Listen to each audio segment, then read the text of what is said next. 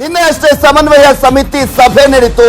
ಈ ಒಂದು ಸಂದರ್ಭದಲ್ಲಿ ಜೆಡಿಎಸ್ಗೆ ಸಿಕ್ಕಿದ್ದೆಷ್ಟು 12, 8, 6 ಕ್ಷೇತ್ರಗಳ ಅನ್ನುವ ಪ್ರಶ್ನೆ ಈಗ ಎದ್ದಿರುವಂತದ್ದು. ಜೆಡಿಎಸ್ ಕೇಳಿದ್ದೆಷ್ಟು, ಕಾಂಗ್ರೆಸ್ ಕೊಟ್ಟಿದ್ದೆಷ್ಟು, ಈ ಒಂದು ಪ್ರಶ್ನೆ ಈಗ ಎದ್ದಿದೆ. ಸಮನ್ವಯ ಸಭೆಯ ಇನ್ಸೈಡ್ ಸ್ಟೋರಿಯನ್ನ ನಿಮ್ಮ ಮುಂದೆ ಇಡ್ತಾ ಇದ್ದೀವಿ. ನಿನ್ನೆ ಅಷ್ಟೇ ನಡೆದಂತ ಒಂದು ಸಮನ್ವಯ ಸಮಿತಿ ಸಭೆಯಲ್ಲಿ ಪ್ರಮುಖವಾಗಿ ಜೆಡಿಎಸ್ಗೆ ಸಿಕ್ಕಿದ್ದಾದ್ರೂ ಎಷ್ಟು ಕ್ಷೇತ್ರಗಳು, 12, 8, 6 ಈ ಒಂದು ಪ್ರಶ್ನೆಗೆ ಉತ್ತರವನ್ನ ಕೂಡ ನೀಡ್ತಾ ಇದ್ದೀವಿ. ಜೆಡಿಎಸ್ ಕೇಳಿದ್ದೆಷ್ಟು, ಕಾಂಗ್ರೆಸ್ ಕೊಟ್ಟಿರೋದಾದ್ರೂ ಎಷ್ಟು? ಸಮನ್ವಯ ಸಮಿತಿಯ ಸಭೆಯ ಇನ್ಸೈಡ್ ಸ್ಟೋರಿಯನ್ನ ನಿಮ್ಮ ಮುಂದೆ ಇಡ್ತಾ ಇದ್ದೀವಿ. ಸಮನ್ವಯ ಸಮಿತಿ ಸಭೆಯಲ್ಲಿ ಎಲ್ಲವೂ ಕೂಡ ಫೈನಲ್ ಆಗ್ಬಿಡ್ತಾ, ಪಟ್ಟು ಸಡಿಲಿಸಿದ್ದಾರಾ ಸಿಎಂ ಕುಮಾರಸ್ವಾಮಿ ಅವರು ಅನ್ನುವ ಪ್ರಶ್ನೆ ಎದ್ದಿದೆ. ಕೇಳಿದ್ದು 12, ಒಪ್ಪಿಕೊಂಡಿದ್ದು 8ರಿಂದ 6 ಕ್ಷೇತ್ರಗಳಿಗೆ ಅಂತ ಕೂಡ ಮಾಹಿತಿ ಲಭ್ಯವಾಗ್ತಾ ಇದೆ. ಇಲ್ಲಿ ಪ್ರಮುಖವಾಗಿ ಸಮನ್ವಯ ಸಮಿತಿ ಸಭೆಯಲ್ಲಿ ಎಲ್ಲವೂ ಫೈನಲ್ ಆಗ್ಬಿಡ್ತಾ, ಇಲ್ಲಿ ಜೆಡಿಎಸ್ ಒಪ್ಕೊಂಡ್ಬಿಡ್ತಾ, ಕಾಂಗ್ರೆಸ್ ಹೇಳಿದಂತ ಒಂದು ಕೆಲವೊಂದು ತಂತ್ರಗಳಿಗೆ ಪಟ್ಟನ್ನ ಸಡಿಲಿಸಿದ್ರ ಸಿಎಂ ಕುಮಾರಸ್ವಾಮಿ ಅವರು. ಕೇಳಿದ್ದು 12, ಒಪ್ಪಿಕೊಂಡಿದ್ದು 8ರಿಂದ 6 ಕ್ಷೇತ್ರಗಳಿಗೆ ಅಂತ ಕೂಡ ಹೇಳಲಾಗ್ತಾ ಇದೆ. 6 ಕ್ಷೇತ್ರಗಳಿಗೆ ಒಪ್ಪಿಗೆ ಕೊಟ್ಟಿದೆಯಂತೆ ಜೆಡಿಎಸ್ ಅಂತ ಹೇಳಲಾಗ್ತಾ ಇದೆ. ಕೇಳಿದ ಪ್ರಮುಖ 6 ಕ್ಷೇತ್ರಗಳಿಗೆ ಕಾಂಗ್ರೆಸ್ ಒಪ್ಪಿಗೆಯನ್ನ ನೀಡ್ತಾ, ಅಂದ್ರೆ ಆ 6 ಕ್ಷೇತ್ರಗಳು ಕೂಡ ಜೆಡಿಎಸ್ಗೆ ಪ್ರಮುಖವಾದಂತಹ ಕ್ಷೇತ್ರಗಳು.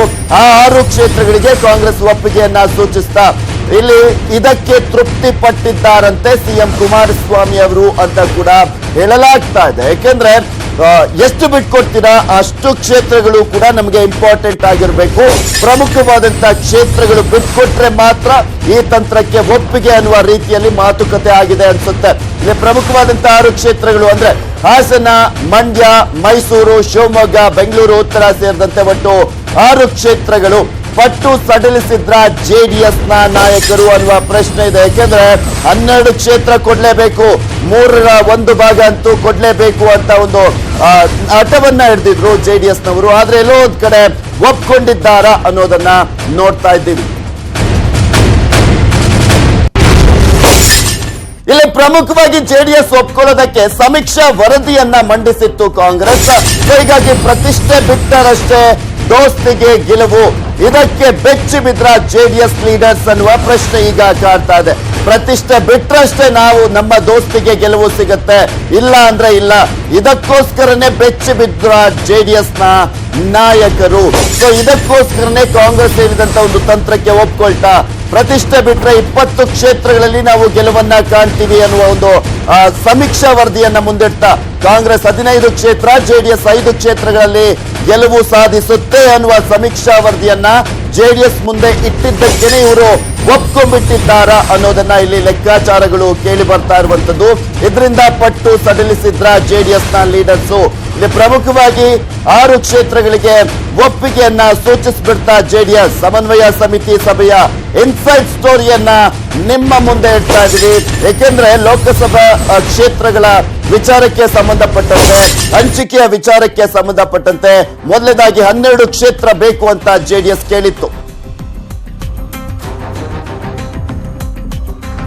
ಇನ್ನು ಸಮನ್ವಯ ಸಮಿತಿ ಬಗ್ಗೆ ದೇವೇಗೌಡರು ಏನ್ ಹೇಳಿದ್ದಾರೆ ನೋಡ್ಕೊಂಬರೋಣ ಬನ್ನಿ. ನಾನು 12 ಸೀಟ್ ಹೇಳಿದ್ದು ನಿಜ, ಆದರೆ ನಾನು ಅಷ್ಟು ರಿಜಿಡ್ ಆಗಿರೋದಿಲ್ಲ. ಚರ್ಚೆ ಬಂದ ಒಂದು ಹೆಚ್ಚಾಗೋದು, ಒಂದು ಕಡಿಮೆ ಆಗೋದು ಹೇಳಿದ್ದೀನಿ. ನಾನು 12 ಸೀಟ್ ಹೇಳಿದ್ದು ನಿಜ, ಆದರೆ ನಾನು ಅಷ್ಟು ರಿಜಿಡ್ ಆಗಿರೋದಿಲ್ಲ. ಚರ್ಚೆ ಬಂದ ಒಂದು ಹೆಚ್ಚಾಗೋದು, ಒಂದು ಕಡಿಮೆ ಆಗೋದು ಹೇಳಿದ್ದೀನಿ. ನಿನ್ನೆ ಸಮನ್ವಯ ಸಮಿತಿ ಸಭೆಯಲ್ಲಿ ಲೋಕಸಭೆ ವಿಚಾರಕ್ಕೆ ಸಂಬಂಧಪಟ್ಟಂತೆ ಏನಾಯ್ತು ಅನ್ನೋದ್ರ ಬಗ್ಗೆ ಕಂಪ್ಲೀಟ್ ಡೀಟೇಲ್ಸ್ ಅನ್ನ ನೀಡ್ತಾರೆ. ನೇರ ಸಂಪರ್ಕದಲ್ಲಿದ್ದಾರೆ ನಮ್ಮ ಪ್ರತಿನಿಧಿ ಎಸ್ ಶ್ರೀನಿವಾಸ್ ಅಳಕಟ್ಟಿಯಲ್ಲಿ. ಪ್ರಮುಖವಾಗಿ ಜೆಡಿಎಸ್ ಈ ಹಿಂದೆ ಕೇಳಿದಂತಹ ಕ್ಷೇತ್ರಗಳಿಗೂ ಈಗ ಒಪ್ಪಿಕೊಂಡಿದೆ ಅಂತ ಹೇಳಲಾಗ್ತಾ ಇರುವಂತಹ ಕ್ಷೇತ್ರಗಳಿಗೂ ಅಜಗಜಾಂತರ ವ್ಯತ್ಯಾಸ ಇದೆ. ಇಲ್ಲಿ ಪ್ರಮುಖವಾಗಿ ಜೆಡಿಎಸ್ ಪಟ್ಟನ್ನ ಸಡಿಸೋದಕ್ಕೆ ಸಮೀಕ್ಷಾ ವರದಿನೇ ಪ್ರಮುಖ ಕಾರಣನ. ಖಂಡಿತವಾಗಿಯೂ ಪೃಥ್ವಿರಾಜ್, ಯಾಕಂತಂದ್ರೆ ಇಂದಿನ ಸಮನ್ವಯ ಸಮಿತಿಯ ಸಭೆ ನಡೀತು. ಈ ಸಭೆಯಲ್ಲಿ 12 ಕ್ಷೇತ್ರಗಳು ಬೇಕೇ ಬೇಕು ಅಂತಕ್ಕಂಥ ಒಂದು ಪಟ್ಟನ್ನ ಆರಂಭದಲ್ಲಿ ಜೆಡಿಎಸ್ ಹಿಡಿದಿತ್ತು. ಹೀಗಾಗಿ ಅಂತಿಮವಾಗಿ 6 ಕ್ಷೇತ್ರಗಳಿಗೆ ಜೆಡಿಎಸ್ ಒಪ್ಪಿಗೆ ನೀಡಿದೆಯಾ ಅಂತಕ್ಕಂಥ ಮಾತುಗಳು ಕೂಡ ಒಂದು ಕಾಂಗ್ರೆಸ್ ವಲಯದಲ್ಲಿ ಮತ್ತು ಜೆಡಿಎಸ್ ವಲಯದಲ್ಲಿ ಕೇಳಿ ಬರ್ತಾ ಇದೆ. ಅಂದ್ರೆ ಜೆಡಿಎಸ್ಗೂ ಕೂಡ ತನ್ನದೇ ಆಗಿರ್ತಕ್ಕಂಥ ಸಾಮರ್ಥ್ಯ, ತನ್ನ ಸಾಮರ್ಥ್ಯ ಏನು ಅನ್ನೋದು ಜೆಡಿಎಸ್ ಗೊತ್ತಾಗಿದೆ. ಹೀಗಾಗಿ ಆರಂಭದಲ್ಲಿ ಒಂದು ರೇವಣ್ಣ ಅವರು ಕೂಡ ನಡೆದಿರ್ತಕ್ಕಂಥ ಮೀಟಿಂಗ್ ಅಲ್ಲಿ ಕೂಡ 12 ಕ್ಷೇತ್ರಗಳು ಬೇಕೇ ಬೇಕು ಅಂತಕ್ಕಂಥ ಒಂದು ಪಟ್ಟನ್ನು ಕೂಡ ಹಿಡಿದಿದ್ರು. ದೇವೇಗೌಡರು ಕೂಡ 12 ಕ್ಷೇತ್ರಗಳನ್ನ ಕೇಳ್ತೀವಿ ಅಂತಕ್ಕಂಥ ಒಂದು ಮಾತನ್ನು ಕೂಡ ಹೇಳಿದ್ರು.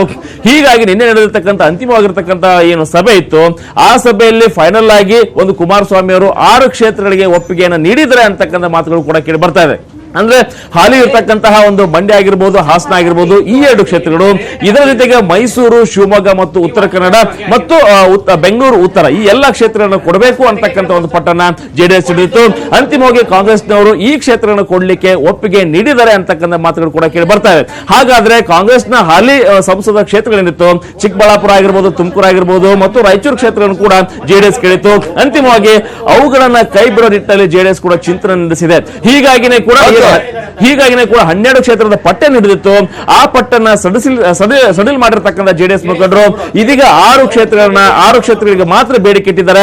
ಕಾಂಗ್ರೆಸ್ ಕೂಡ ಆ ಕ್ಷೇತ್ರಗಳನ್ನ ಕೊಡೋ ನಿಟ್ಟಿನಲ್ಲಿ ಒಂದು ತೀರ್ಮಾನವನ್ನು ಕೂಡ ಕೈಗೊಂಡಿದೆ ಅಂತಕ್ಕಂಥ ಮಾತುಗಳು ಕೇಳಿ ಬರ್ತಾ ಇದೆ. Prithviraj, okay, thank you Srinivas Elakatti ನಿಮ್ಮೆಲ್ಲ ಮಾಹಿತಿಗೋಸ್ಕರ.